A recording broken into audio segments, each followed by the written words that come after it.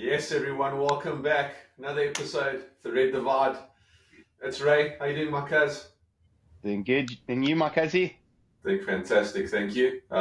Good. Ready for some more quality football, meaning United. And about the rest of it, but yeah, it should be good. Just kidding. What's happening, my cuz? Geez, you guys are off a really good win. Yeah. You know, when you play the top teams in the league, you have to show true pedigree. And we got a great win. But before we get into my game, Makaz, there's a really hot topic that we need to get into. So without any further ado, let's bring on the man of the hour, the man of the show. My God. Your guy, the guy that we tend to be speaking a lot about lately. Let's do it. Let's do that. You mean this guy? Right, this guy, the man of the hour. He Wow. seems to be getting lots of minutes on our show, my cuz. What can I say? All the good reasons, all the right reasons. Yeah, all the good reasons. But today, we have some great stats to get over. I know you're not the biggest fan of stats, but here we go anyway. So, my cuz, did you know that Darwin Núñez is the first ever player in Premiership history to hit the crossbar or the woodwork 4 times in one game and not score? That's a record I do not want, and not surprised that it now belongs to Darwin. Man, I tell you what, he did everything right on the night. You know, his shooting wasn't wayward. In all fairness, the keeper did save a couple. But look at these stats. 11 shots, 5 on target. He got an assist for Diaz, which was great.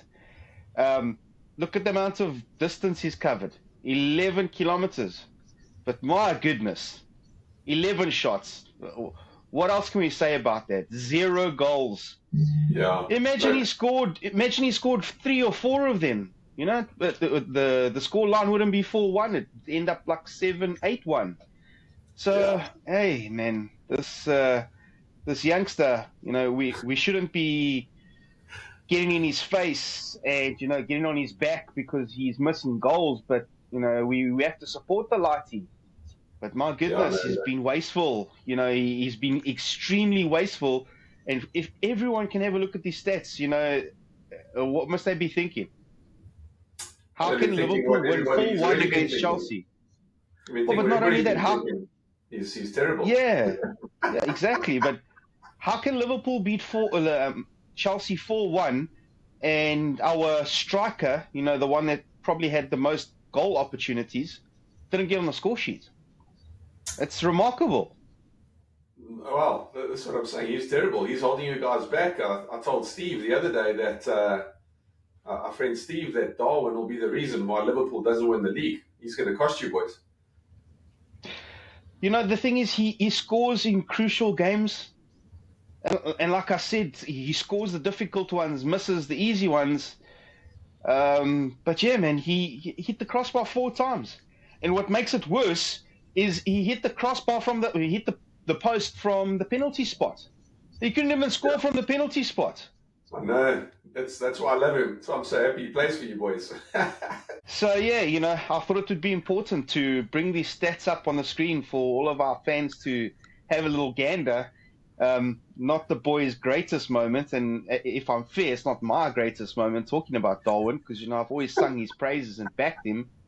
But my goodness, 11 shots, 5 on target, hits the post and woodwork 4 times, misses a penalty, doesn't get onto the score sheet, but gets an assist.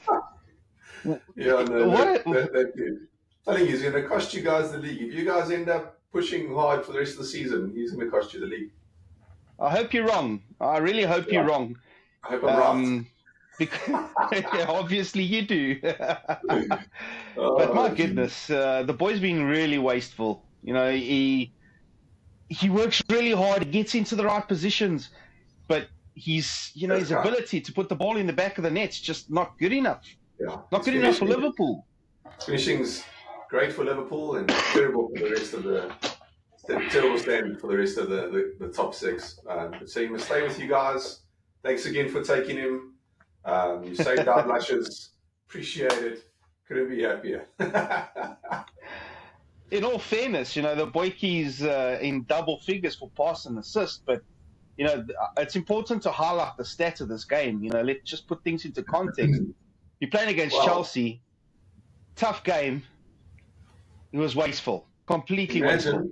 Imagine how many goals he would have had if the dude could at least be accurate.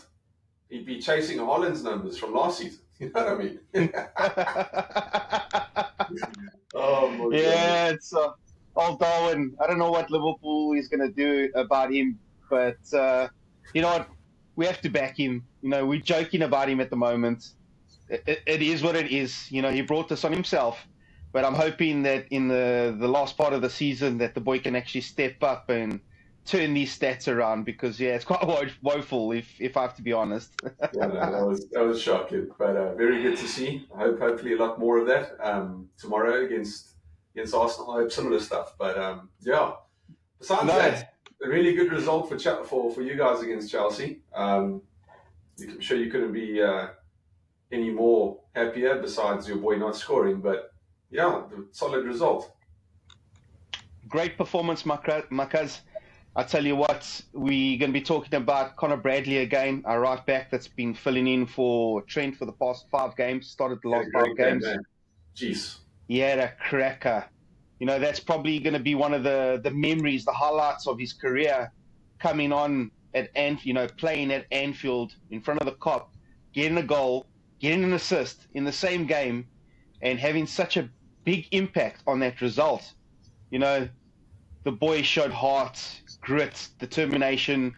He put in every tackle. He put in every pass. Man, it's good to see that the philosophy of Jurgen Klopp in terms of how he wants the players to play are coming through the likes of academy players.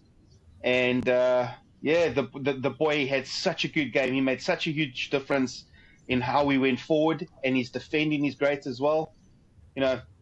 I can't be more happier to see what Jurgen Klopp has done with the academy, and the youngsters are coming in, taking the opportunities and grabbing it with both hands and trying to keep their place for the next game week. So 4-1, probably not a true reflection of the game, although Chelsea had just as many passes as we did. They didn't create enough up front. So top of the log once again, Makazi. Well, let's hope it's short-lived. Just because of that, I do hope that you stumble this weekend. At least a draw. That'd be good. But anyway, solid result. I was hoping that Chelsea would do the rest of us a favour. And when they scored their goal, I thought, okay, sweet. Kick into gear now, find some momentum, and chase this game, and get back into it. But wasn't to be, unfortunately, and we are where we are, and you guys ran away with it, and top of the log. Hopefully that's, like I said, not long. Continues. Hopefully it continues in the next couple of weeks, and the rest of us can carry on living our lives, knowing that Liverpool are back to their old ways. But United, United gave me a heart attack. That was a hard one. That was to throw away a 2-goal lead twice. Not once, twice. Yep. 2-0 up, then 3-1 up. And all of a sudden you look and you lose 3-3, and I'm like, what is going on here? Look, great goals. Rashford, nice finish. Nice to see him on the score sheet, especially after his behaviour during the past week, out clubbing and then missing training. So good lad. We can sort out these unprofessional antics of these players. Will go a long way to getting the club back on the right track. But one step at a time. Nice finish from Rashford. Højlund, great instincts, right place, right time. Got in the way, and thank God his body was there and came off his foot and went in for his goal to make it 2-0. And even though he was on the floor when he scored, did you see how he celebrated while he was on the floor? He was already going like this, yeah. He's really like. Shows you how much it means to him. and I love to see that. So yeah, long may that continue. And then yeah, unfortunately, let them back in 2-1. But Scotty just cannot stop scoring. He comes on, bang, hits it, He's a and it's 3-1. What do you know? So that bit was of an great impact to player see. for you guys at the moment, eh? Yeah, geez, same point, our top goal scorer. Scotty Tuati, our top scorer. Crazy, man. That's Who would have ever crazy. Your thought? defense. Then you know how bad our attack's been when Scott McTominay is half the season's gone and he's our top goal scorer. Oh. But Anyway, the he's top made a getting huge impact coming on from the bench, you 100%. know. Super He's sub. got a This point guy's to been a prove. super He sub. wants to start. And look what he's doing on the pitch. So I'm very happy for him and thank God he's been scoring for us. And then yeah, I don't know, fell asleep or I don't know what went on, but all of a sudden 3-2 and then bang 3-3 and I thought to myself, you gotta be kidding me. Late in injury time, like 2.5 minutes to go. I shook my head like I said, this United, every single time now, we struggle to hold on to a game. If we take the lead, we struggle. Or we don't start well. Like I don't know what's going on, but we've had a shocking season. Not good. I just thought another one of those games. We let it Yeah. go. Eric Ten Hag's going to be back under pressure real soon. New ownership. Are they going to keep him? Are they not? But yeah, before you knew it, enter Mr. Cool, Mr. Calm, Mr. Collected. He's Kobe too good for Manu. you. Hey, you He's want too to talk good about for Man youngsters? United, those boyki. You're talking about Conor Bradley there. You want to talk about cool, calm, and collected. Kobe Mainu. Doesn't give that guy Shibi through the legs, Little nutty. Ooh. outside of the boots, through the legs, and then just look up, see a couple guys, let me cut inside, and then use the man to shield the ball and just bend it around him like that. Oh, perfect, guys. Geez, what a finish. And then the celebration. The celebration like he's been doing it for 10 years. Just, I got this. It's all good. And guys, goosebumps, amazing. Yeah, that's what we missed. We missed players like that. It's unfortunate that such a young, bright, talented midfielder plays for Man United. I'm just thinking about this. Let's just put things into context. You guys were winning the game. You were cruising. 84 minutes played, they come back 3-2. You must be thinking, oh, please, no, not again. Then they bang 3-3 in extra time. Everyone, obviously that aren't Man United supporters are celebrating at this stage. Yeah, we go. Same old United, dropping points, so inconsistent. And then I see this youngster, and I've spoken to you about this youngster before. I'll keep on saying, what a talent. I've spoken to you about this youngster. What are you talking about? Man. But just like it almost looked like a player that had 15 years of experience. The way he got the ball in that position, then fakes to the side, drops his shoulder, player comes, nice little shibobo, nutty, through his legs. Then he was still crowded. He had 4 players around him. He still managed to drift into the space, show the keeper eyes, and then curl it like Owen into the corner. Please don't compare our players to Owen. Listen. Yeah, he'll never like be Rooney. Like Owen. I get it. Rooney, like Van Nistelrooy, like RVP, like some proper strikers.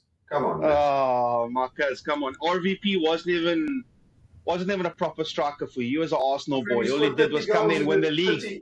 My friend, he's with 30 goals in the league, my friend. Don't mess around with you got him from Arsenal. He wasn't born and bred. You didn't make him. You bought him. Doesn't matter. You didn't make Owen either. Owen made himself. Of course you did. He thought he was too big for Liverpool, so he went to Madrid. You know what I mean? And then he realised he wasn't too big for Liverpool, and he signed for a small club like United. I remember all too well. You're right, like Newcastle United. You're right. That was stop one.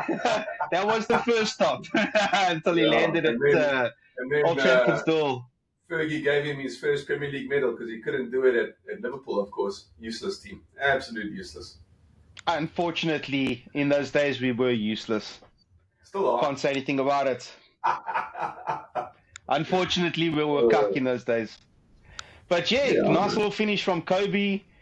Man, I was astonished just to see how well he did. And got the winner for you boys. And you guys are, in 6th or 7th place now? still punching slightly above your weight. Listen to this guy. Hoping this form You funny. will dip again. You funny. You funny. But listen, yeah, no, look. The Hawks fans, man, they were over the moon. They were celebrating. They were so happy. They And two were minutes later, that whole stadium was silent. silent. You had a pin drop. Like I was like, I'm screaming, shouting, and I couldn't hear anything back from the TV because it was silent almost. You know what I mean? Even the 2,000 or so traveling United fans. But Yeah. man, that stadium got quiet real quick. From all celebrating to all of a sudden they couldn't believe their eyes. They just sat there staring. What just happened? Never fear, United are near. We got this, man. Yeah, it's all good. You got a good result. Congratulations. A Look, late winner. we shouldn't be celebrating like that. We have to celebrate like that because we shouldn't be giving that away. You're 3-1 up away from home. Exactly. You should be solid. You should hold on to that. Get defensive. Hold your positions and see it through.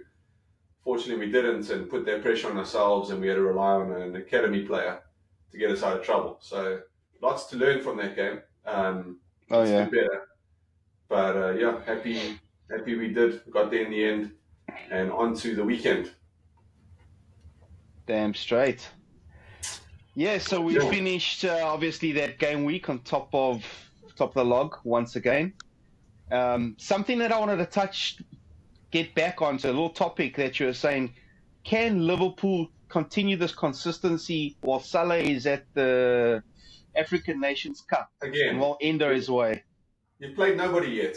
Tomorrow will be a test. Not that I think Arsenal are great right now, but tomorrow will be a test. Chelsea, even United, as bad as we've been, as Scott McTominay's our top goal scorer, we beat Chelsea. So, hold on. Run around and say, now you beat a good team. I'm not just talking about Chelsea, though.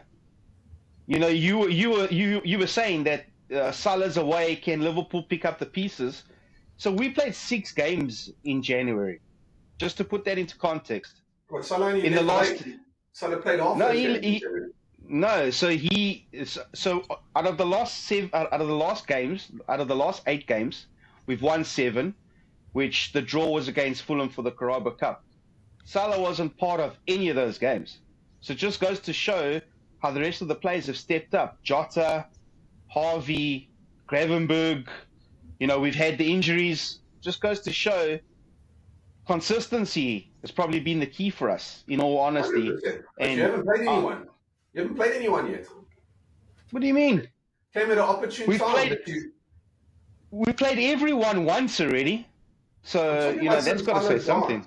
Since Salah's gone, you haven't played anyone. So in terms of we haven't played anyone... Tomorrow will be your first test. Yeah, I agree. Probably in terms of the caliber of opposition, Arsenal will probably be the biggest test. Yeah, fine, 100%. Fair enough. And we're playing at the Emirates, so... They're not even firing it on all cylinders, but it'll be your first real test. I agree. Well, not our first real test, because at the end of the day, to have such a hectic schedule, 6 games in 1 month, that's a test in itself. But in terms of caliber of teams, I 100% get what you're saying. Yeah, if you want to be successful, you play in all the leagues. That's how United were last season. We played, 66 games or something stupid last season. So if you want to be successful, you got to play in all the games. Can't cry. 100%. Your best players away on international duty. You got to go through and win it. So this is the difference. We were worried. This was one of your concerns. Is can Liverpool step up without Salah?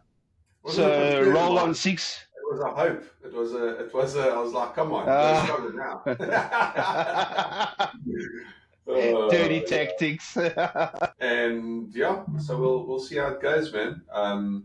Let's hope that tomorrow you stumble, and let's continue. Let's continue to stumble while United start finding some form. Finally, hopefully, jeez, man, we're gonna turn this around. Not gonna happen.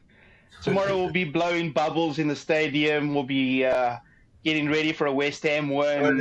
Don't get too excited. Yeah. Come on, you Hammers. Don't get too excited. We owe them because they beat us. They beat us recently. So we owe them. We owe them a good smack. So yeah, let's hope it comes true. I don't think so, but we'll get back into that. We'll get back into that in the next episode. Yeah, exactly. Awesome, Marcus. Great chatting again. Always Nice appreciate one. It's always a pleasure, never a chore. Got to leave you with this one. Top of the log. it. See you soon. Take it easy. Cheers, Wakey.